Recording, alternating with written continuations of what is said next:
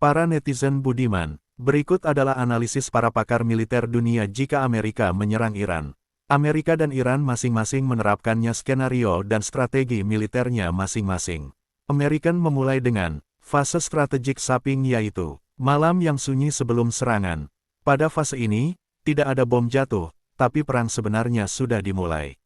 Ciri khasnya menurut pakar militer, terjadi lonjakan aktivitas ISR satelit, drone, SIGINT.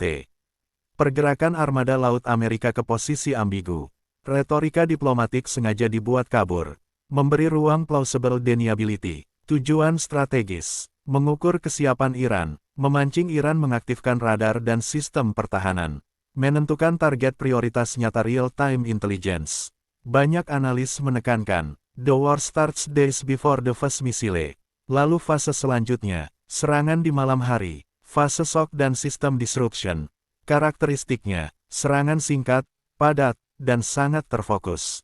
Bukan soal jumlah target, tapi kualitas efek.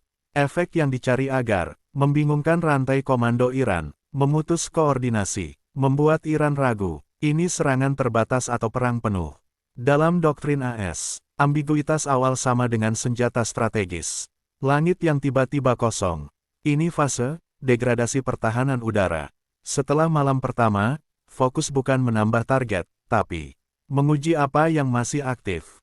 Mengidentifikasi sistem cadangan Iran, pakar ISS menekankan, Iran tidak bodoh, mereka menyembunyikan sistem SAM, menggunakan decoy, mengandalkan redundansi manual, maka Amerika gila ini tidak mengklaim kemenangan cepat, tapi persisten pressure, serangan ulang selektif. Ini bukan blitzkrieg, tapi attritional system collapse. Kemudian, perang tak terlihat. Ini fase siber, elektronik, dan psikologis. Disinilah banyak analis bilang, the decisive battlefield is invisible. Yang terjadi, gangguan komunikasi militer, informasi simpang siur di level komando Iran, kesulitan membedakan perintah asli vs palsu, efek strategis yang ingin dicapai. Unit lapangan ragu bertindak, risiko salah tembak meningkat, Iran dipaksa centralis kontrol justru membuat sistem rapuh. Ini bukan sekadar soal teknologi, tapi kepercayaan internal. Laut sebagai panggung utama, pada fase ini si kontrol dan escalation management. Bagian ini sering disebut pakar sebagai kunci sesungguhnya. Armada Laut AS, menjadi penyangga eskalasi, bukan hanya alat serang, tapi alat pengendali konflik. Fungsi strategis, menutup opsi Iran untuk melebar, menghalangi penutupan Selat Hormuz, serangan ke tanker minyak, eskalasi ke Teluk dan Laut Merah. Banyak purnawirawan Al-AS bilang, if the sea is controlled, the war is containable. Fase, counter-escalation, respons Iran, asimetris, bukan simetris. Hampir semua pakar sepakat, Iran tidak akan menandingi AS secara simetris. Yang mungkin, prosi regional Hezbollah, milisi, tekanan ke Israel, gangguan ekonomi dan psikologis, serangan terbatas yang bisa dibantah. Tujuan Iran, mengubah konflik dari military problem political problem, meningkatkan biaya politik bagi Amerika. Iran bermain di domain abu-abu, bukan perang konvensional penuh. Amerika mengalami keadaan yang lebih sulit dari menyerang. Ini fase endgame uncertainty. Inilah bagian yang paling sering ditekankan RAND dan CSIS. Amerika tahu cara memulai perang, tapi akhir perang jauh lebih tidak pasti. Lalu, bagaimana Iran bersiap, bertahan, dan membalas? Iran melakukan konsolidasi dan disiplin internal. Di tahap ini, Iran tidak memobilisasi massal, tidak ada parade kekuatan. Yang terjadi justru, pertemuan tertutup antara pemimpin politik, IRGC, militer reguler, penegasan satu prinsip, Iran tidak boleh terlihat panik. Ini bermakna strategis. Koordinasi bukan soal, tapi ketenangan kolektif. Iran ingin memastikan tidak ada aktor internal yang bertindak sendiri. Iran menerapkan jaringan yang diperkuat, bukan dipamerkan. Alih-alih menyalakan semua sistem, Iran menguji jalur komunikasi cadangan, memastikan unit bisa bertindak meski pusat terganggu. Banyak sistem, manual, terfragmentasi sengaja. Logika Iran, lebih baik kurang canggih tapi hidup, daripada canggih tapi lumpuh total. Strategi Iran lainnya adalah istilah langit yang tidak ramai. Pertahanan udara yang disembunyikan. Iran tidak menantang udara sejak awal.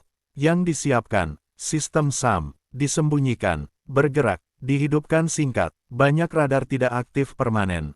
Tujuan, bukan menembak jatuh semua, tapi bertahan cukup lama agar musuh ragu. Kesabaran sebagai senjata, ini fase strategic withholding. Saat serangan awal terjadi, Iran tidak langsung membalas besar. Tidak semua rudal ditembakkan, tidak semua drone dilepas. Iran menerapkan perhitungan dingin. Balasan terlalu cepat sama dengan memberi legitimasi eskalasi musuh. Iran ingin menentukan narasi siapa yang melebar duluan. Arsenal sebagai deterrence, bukan sekedar pameran gudang Iran yang tidak pernah kosong.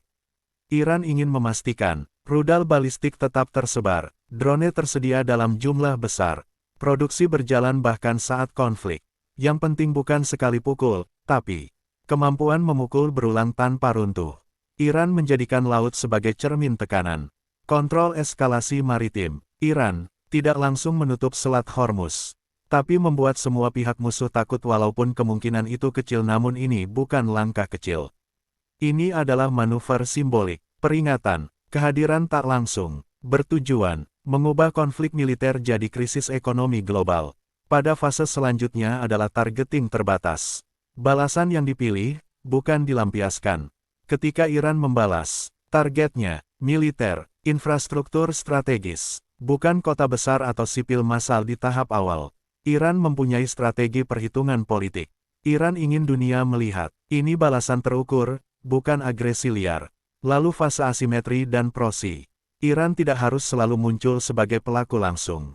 Tekanan harus datang dari banyak arah, banyak aktor, banyak level intensitas. Iran ingin musuh dipaksa, membagi fokus, membakar sumber daya, kehilangan kejelasan musuh utama, mengulur waktu, bukan menang cepat. Iran sadar, Amerika unggul teknologi, tapi rentan politik dan opini publik. Strategi Iran, semakin lama konflik bertahan, semakin mahal bagi lawan. Fase selanjutnya, akhir yang tidak diumumkan. Jika tekanan global meningkat, Iran akan membuka pintu diplomasi. Tapi dari posisi mulia, yaitu masih punya senjata, masih punya opsi, bukan menang mutlak, tapi bertahan, tidak runtuh, dan memaksa musuh berhenti. Iran benar-benar jenius.